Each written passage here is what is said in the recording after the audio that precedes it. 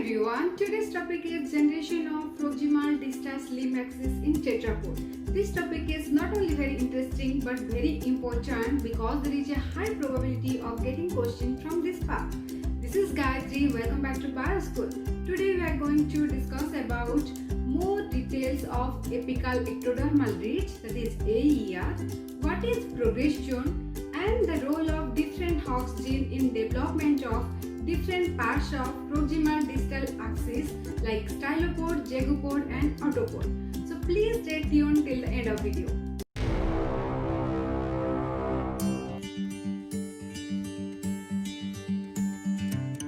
Hello friends, hope you all are doing well. Welcome back to Bioschool, and today we are going to discuss about part 2 of tetrapod limb development, which is about generating the proximal distal axis of the limb. The part 1, it was about the limb bud formation in tetrapod. If you have not seen that video, then I have given the link in the description box. Please do watch. So what is the proximal distal axis? We know that the bone of the limb, as it would be the wing or maybe the foot, hand or the flipper, that consists of proximal part. The proximal part is known as the stylopod, and the middle part, which is known as the zygopod, and the distal part is known as the autopod. Okay, and the proximal distal axis is regulated by the protein. The protein is known as the fibroblast growth factor family of proteins. Okay, so here in the diagram you see this part is known as the stylopod, where the bone humerus in hands are present, and the zygopod is the middle part where the ulna and the radius are found, and the distal part is known as the autopod, where the metacarpals and the digits are present. Okay, and this is regulated by the protein, which protein is known as the fibroblast growth factor. Okay. Now we will discuss more about the apical ectodermal ridge, that is the AER, and it is the ectodermal component. We know that the proximal distal growth and the differentiation of limb bud is possible by the interaction between the mesenchyma and overlying ectoderm. Okay, and this part is very important. Okay, because mostly the question you will get from apical ectodermal ridge. There are a series of experiments conducted in chick embryo, and what are the results? Let's see. If AER is removed, okay, at the time of limb development, then the development of distal limb skeletal element ceases. If you remove the apical ectodermal ridge, then there will be no development of limbs. Okay.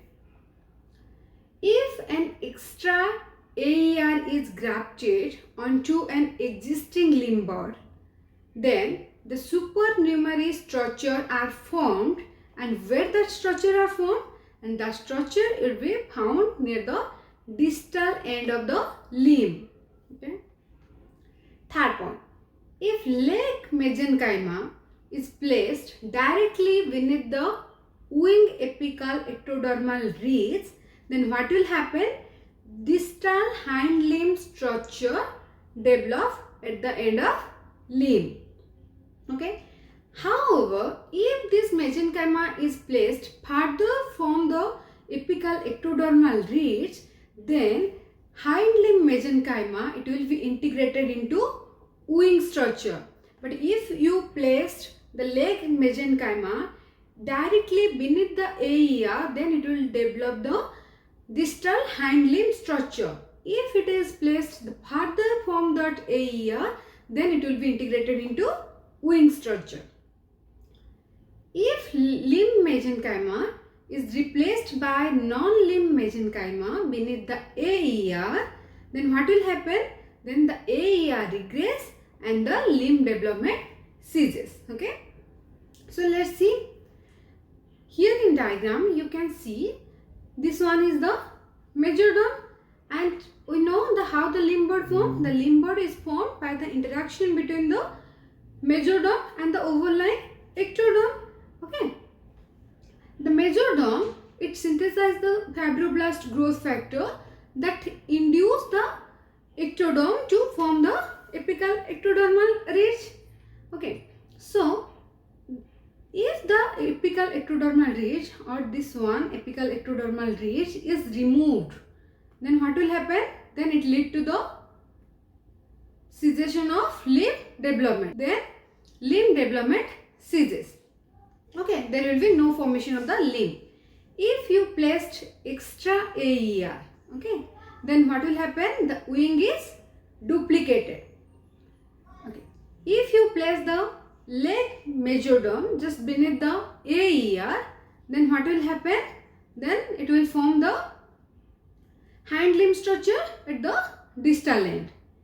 If you place the non-limb mesoderm beneath the AER, then what will happen? The AER regress and there is no limb development.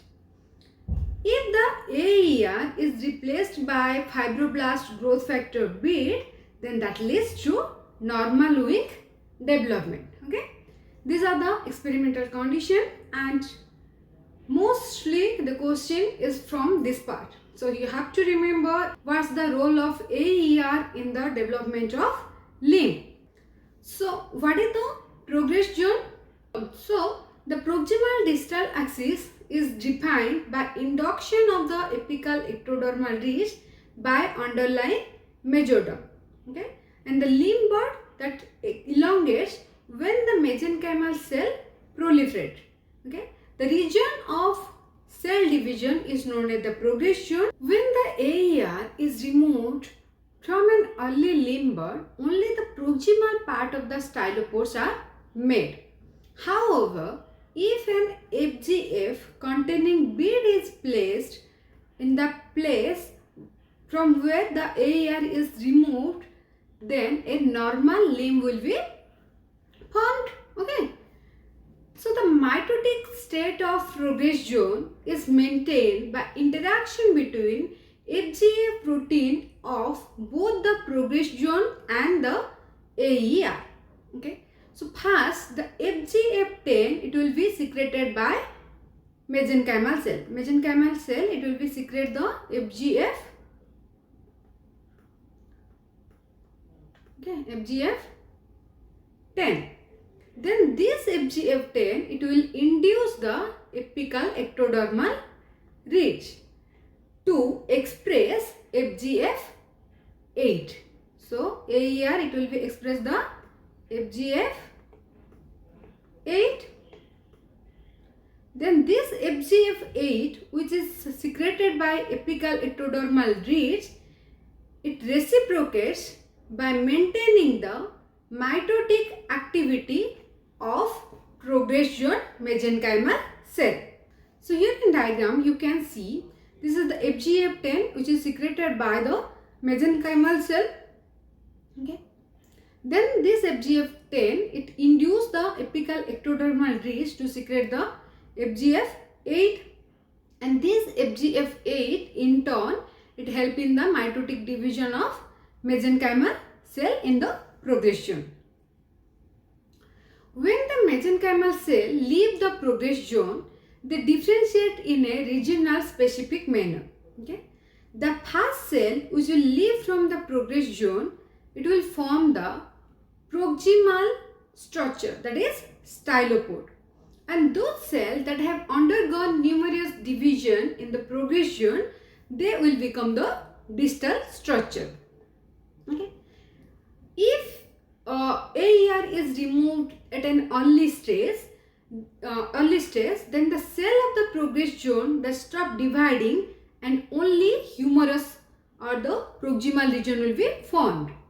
If the AER is removed slightly later, then all the distal parts like along with the humerus, radius and ulna will also formed. Okay. AER removed at early stage, only humerus will find.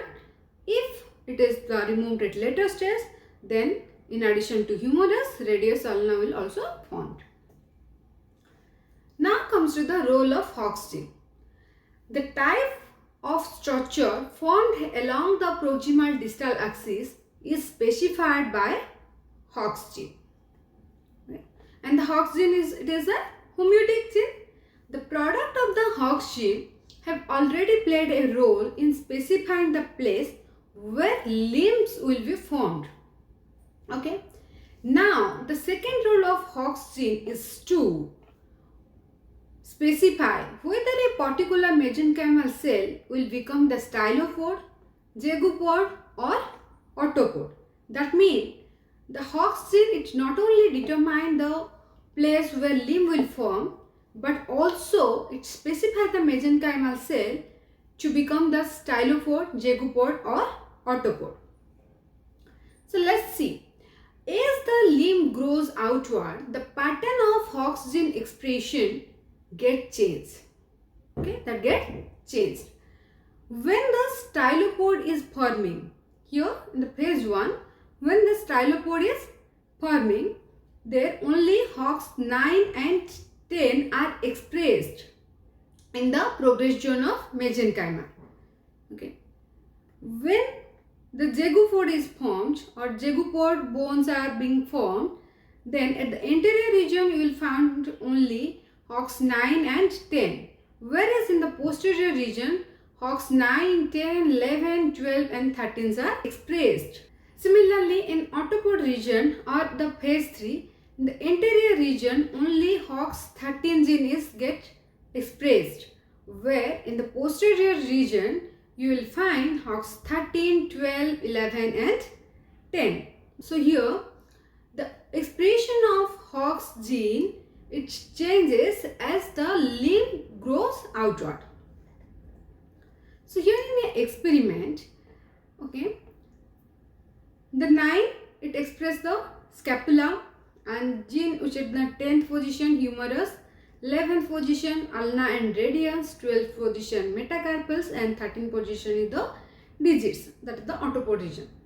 Knock out all 4 loci for the paralogous gene Hox 11 A or Hox D 11, then what will happen? If the gene Hox 11A is knocked out, then there will be no formation, then the mice it will be lack the radius and ulna. Similarly, knocking all the Hox 13 gene, knock out all the 4 Hox 13 genes result in the loss of the autopod. Human homozygous for Hox D13 mutation show abnormalities of the hands and feet where the digits are fused. Here you can see, okay, here the digits are fused. So the Hox gene it plays a very important role in the formation of proximal distal axis, and the expression of Hox gene changes as the limb bud grows. So now comes to the previous year CSIR net question. In the context of proximal distal growth and differentiation of a tetrapod limb, following experiments were visualized. If the apical ectodermal ridge is removed at any time during the limb development, further development of distal limb skeletal structure suggests yes, if we remove the AER, then there will be no limb development. Is that correct? If leg mesenchyma is placed directly beneath the wing apical ectodermal ridge, distal hind limb structure develop at the end of the limb. Yes, that's also correct answer. If an extra AER is grafted onto an existing limb bud, supernumerary structure are formed usually at the distal end of the limb. This one is also right. If leg mesenchyma is placed directly beneath the wing AER, proximal hind limb structure develop at the end of the limb. No, there will be no formation of proximal hind limb structure. It will form the distal hind limb structure. So this one is the wrong answer. Which of the above experiment would show the possible interaction between the AER and the limb mesenchyma directly beneath it during development? So what are the options are correct? The correct options are option A, B and C. That is option 4 is correct answer. Now comes to the next question. It is A set of experiments were carried out to demonstrate the effect of apical ectodermal ridge of the cheek limb bud on the underlying mesenchyma are enlisted below, along with their expected outcomes. Let's see what are the outcomes. Removal of the AER of forelimb leads to cessation of limb development. Yes, it's right. If an extra AER is placed in the forelimb bud, duplication of distal region of the wing takes place. Yes, this is also correct. If an extra AER is placed in the forelimb bud, a leg develops instead of wing. No, there is no development of leg. So this is wrong. If AER of forelimb bud is replaced by beads soaked with FGF2, a normal wing develops. Yes, it develops. We have seen the experiments. Okay. If a non-limb mesenchyma is placed below an AER, the AER directs the mesenchyma to form normal wing. No, it's wrong. So, which of the above statements are correct? Correct statement are A, B and D. So, option 4 is the correct answer. This is the last question. What would happen as a result of transplantation experiment in a cheek embryo where the leg mesenchyma is placed directly beneath the wing apical ectodermal ridge? Okay. Here the leg mesenchyma is placed directly beneath the AER. So what will happen? Then it will lead to the formation of distal hind limb structure at the end of the limb. Okay. So it's the direct question and the correct answer is option 1. So here you see that most of the questions are asked from the apical ectodermal ridge. Thank you so much for watching my video. If you like this video, then please share and subscribe with your friends. If you are new to my channel, then please don't forget to subscribe it.